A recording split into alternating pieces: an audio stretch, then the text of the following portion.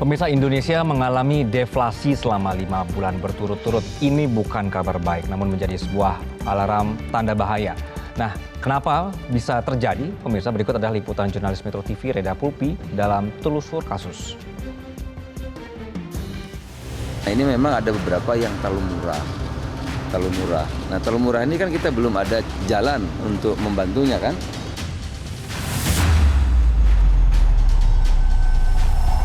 Secara singkat, deflasi adalah menurunnya harga-harga di pasaran. Mungkin ini terdengar sebagai kabar baik ya pemirsa. Namun, untuk negara berkembang seperti Indonesia, deflasi selama 5 bulan berturut-turut sebenarnya ini merupakan alarm tanda bahaya. Ditambah daya beli masyarakat juga terjun bebas. Lalu apa yang bisa kita lakukan? Ikuti penelusuran kami. Deflasi selama 5 bulan berturut-turut yang dialami Indonesia merupakan alarm tanda bahaya. Bagaimana tidak? Harga-harga yang turun salah satu faktornya adalah karena permintaan pasar yang sedikit. Sebuah tanda yang perlu diwaspadai, apalagi untuk negara berkembang yang mengalami deflasi 5 bulan secara beruntun.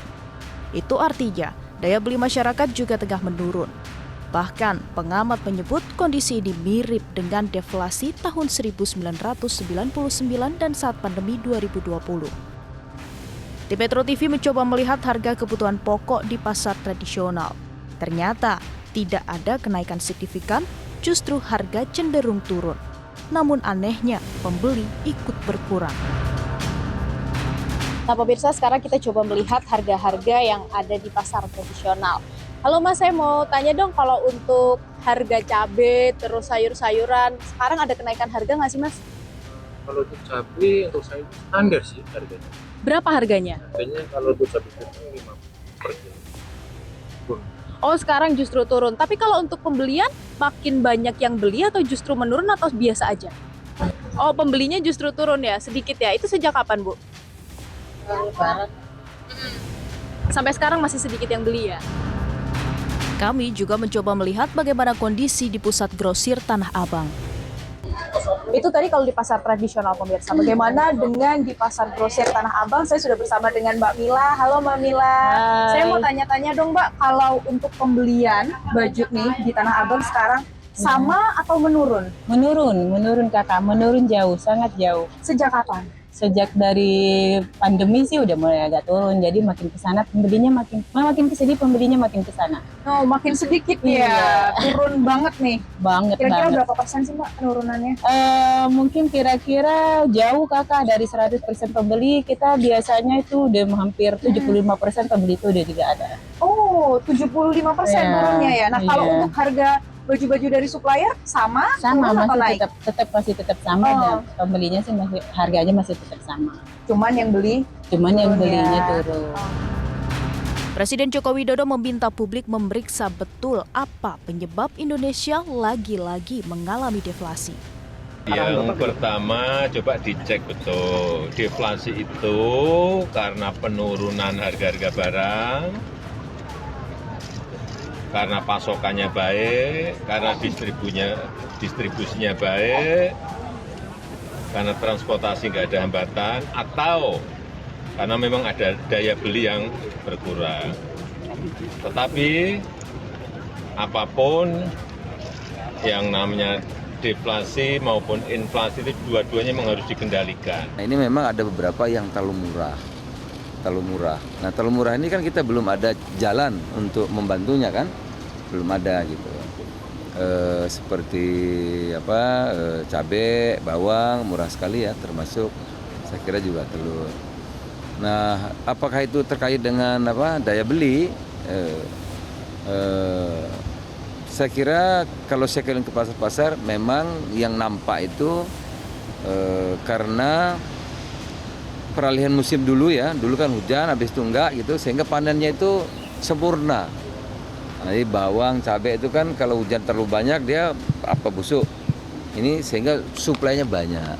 Apa karena suplainya banyak sekali sehingga terlalu murah, atau daya beli yang turun? Nanti kita lihat, kita kaji lebih lanjut ya. Lalu, apakah deflasi sama bahayanya dengan inflasi? Sebenarnya pemirsa, deflasi ini sama bahayanya dengan hyperinflation atau hiperinflasi. Mudahnya kalau deflasi ini kan harga-harga di pasaran ini menurun. Tapi untuk negara berkembang sebenarnya ini berbahaya karena seharusnya ada sedikit kenaikan harga-harga di pasaran. Nah, kenaikan ekstrim atau hyperinflation yang mencapai 600% saat itu sekitar tahun 1965 tentu ini juga sama bahayanya dengan deflasi yang terjadi secara berturut-turut 5 bulan kalau di Indonesia. Nah, yang menjadi catatan lagi sebenarnya deflasi beruntun ini juga sudah terjadi beberapa kali di Indonesia. Yang pertama tahun 99 itu 7 bulan, kemudian pada pandemi kemarin tahun 2020 ini terjadi 3 bulan. Saat ini terjadi selama 5 bulan berturut-turut. Nah, ternyata bukan cuma tingkat belanja masyarakat saja yang menurun, tapi kalau kita mengacu pada LPS, saldo rata-rata kelompok rekening di bawah 100 juta pada 2019 ini rata-rata 3 juta. Sementara pada 2024 ini pada bulan Juni menurun menjadi 1,5 juta rupiah.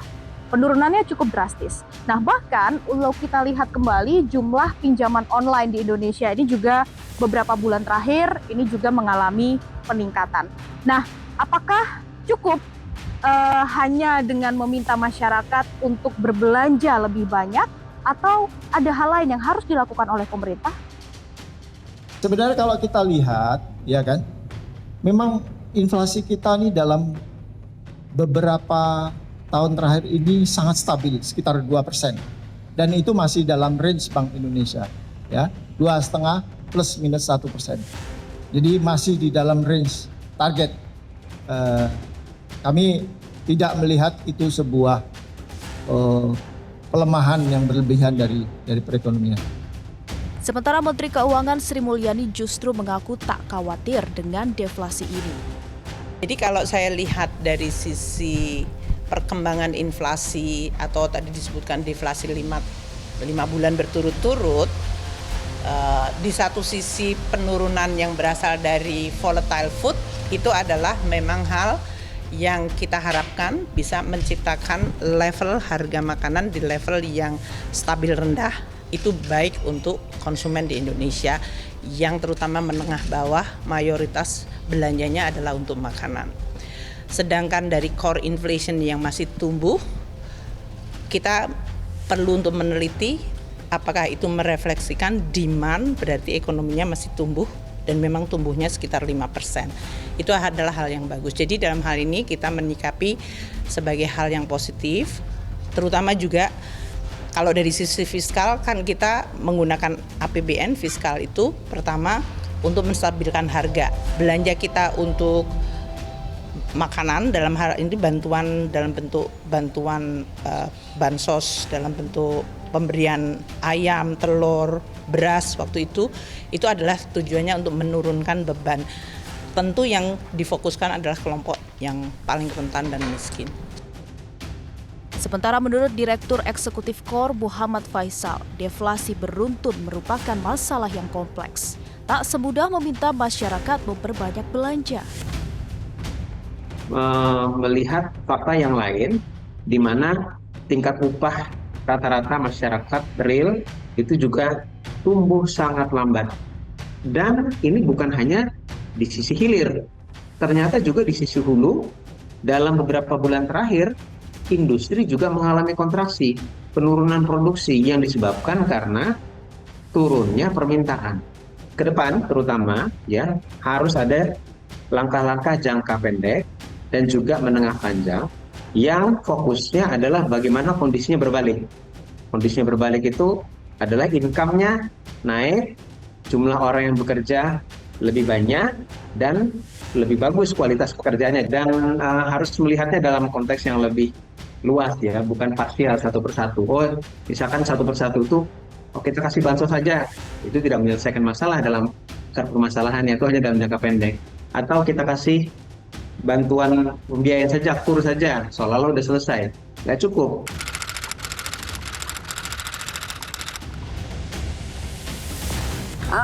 Kalau menurut saya sih enggak lah ya, masih sama dengan yang kemarin untuk harganya. Masih sama ya.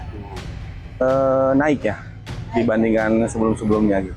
Wah banget, terasa banget, naik. Wah naik tuh.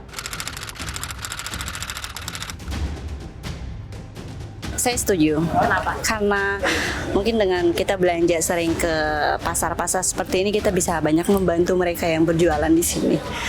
Tergantung ya, kenapa begitu? Karena pendapatan masyarakat kita lain nggak begitu rata yang pertama. Dan ekonomi kita juga lagi anjlok. Enggak setuju sih. Kenapa? Ya karena kan ekonomi kita lagi kayak gini, lagi sulit juga. Ya menurut saya ya tidak setuju karena kan kita juga harus spend dana juga karena kita juga antisipasi mungkin ada inflasi dan ya kenaikan harga yang kedepannya ya pasti kita harus punya tabungan. Boleh-boleh aja sih, cuman maksudnya kalau kita mau belanja yang ngebelanjainnya yang buat belanjainya yang nggak ada duitnya. Nggak setuju.